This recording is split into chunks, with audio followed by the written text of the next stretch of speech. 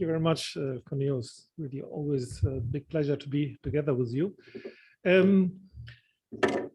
Before I tell you a little bit more about our plans regarding supply of hydrogen, I would like to share my personal, let's say, view on why we became now a strategic partner. Tomorrow, Malcolm Cook, my colleague, he will tell a little bit more. But now, personal word. I know now the DII for 2 years actively, Paul, Cornelius, and Valeria.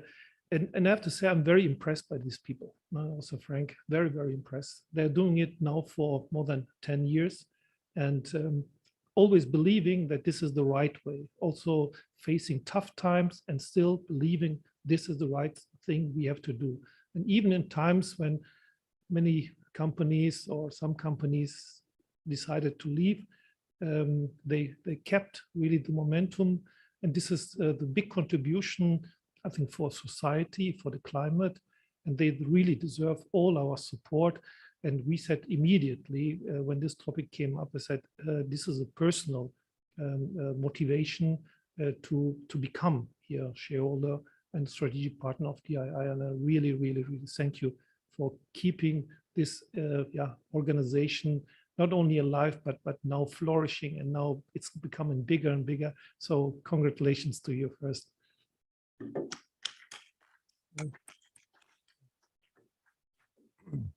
So regarding steel, that's the interesting thing. Also another person's word. I'm very connected to steel. If someone can say he has steel in his blood, then it's me. And it's literally because I was born a few hundred meters away from the steel plant. And as a child, I inhaled all the steel around in the air. And now after 54 years, and I'm so glad to talk now about steel and about the future of steel. So it's no more in future about blast furnaces. We are talking in future about alternatives, Midrex technology, where we are replacing coal with green hydrogen. And before I come to that, oh yeah, I have that, yes. So a few words to thyssenkrupp Steel, or even to thyssenkrupp. thyssenkrupp is a more than 200 years old company, active globally. We have more than 600 subsidiaries everywhere in the world.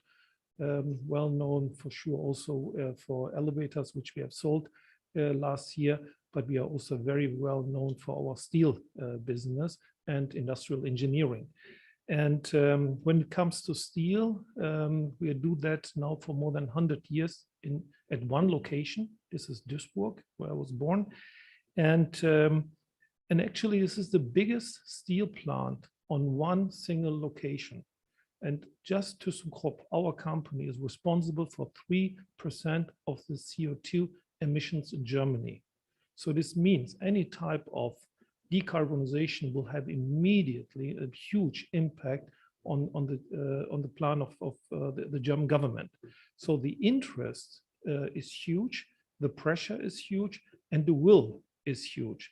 And therefore, we are very, very hardworking and how to change our processes. I have to say it's not easy. I used to work in R&D for steel, and for many years I was involved directly in the optimization of the blast furnace. And I have to, after several years, I noticed steel production is really rocket science. Very, very complicated process. And now to change the process completely from blast furnace to the Midrex process is a huge endeavor. But we are very committed to do that. So how are we going to do that? First of all, let's start with our goals. We said very clearly the 30% reduction of emissions in 2030 is a must. We stick to that. So the question is now, how are we going to do that? As said, we have the blast furnace. Actually, we have 4 of them. And we are going subsequently and reduce them one after the other. The first one we want to start to replace in 2025. So this is just around the corner. It's really just to get also in a picture of when you talk about such a DRI. we're talking about a plant which has a height of 150 meters. So these are really giants. Total capex for only one of the plants is more than €1 billion. So we are talking about really heavy investments, technologically very, very challenging work, what the colleagues are doing very intensely. A lot of projects are going on. So we have started already actually with the replacement of coal, but we are doing it on let's say, on pilot scale, just to understand how will the steel quality behave once we are changing the process. And so the goal is very clear, one after the other. And so 2025, the first one, 2030, we want to have replaced the second blast furnace, and starting in 37, 38, and finishing latest in 2045, we want to have replaced all the blast furnace with the DRI technology. And as you can see, the quality has to be maintained. Our customers, the automotive industry especially, they insist and will get the quality they are used to. So the question is now, how does the ramp up look like? Here you can see it's shown in terawatt hours, but knowing that 1 million ton hydrogen equals to 33 terawatt hours, you can see what is really the range what we are talking about. So we want to start with the, as you can see, actually we are already using hydrogen, but the real pickup starts in 25, 26, when we are talking about around 75,000 tons per year. The plants are designed technically that we can use pure hydrogen, but we can also, if the hydrogen is not ready, pure natural gas. So that's important for us, that we have the flexibility to adjust according cost, but also for sure technical thing, because to run a Midrex oven with hydrogen is something which is there's very, very few experience available here. So we have to learn here a lot. And this thing after in the second DRI plant, we will go to 250,000 tons a year. And then by the end, when let's say all the 4 blast furnaces are replaced, we go to 750,000 tons.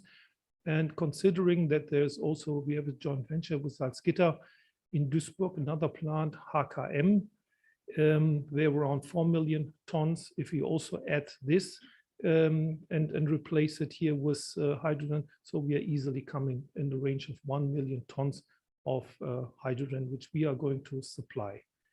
We are already looking for sources. We are not relying only on one. We need flexibility. We need support here. Every suggestion is more than welcome.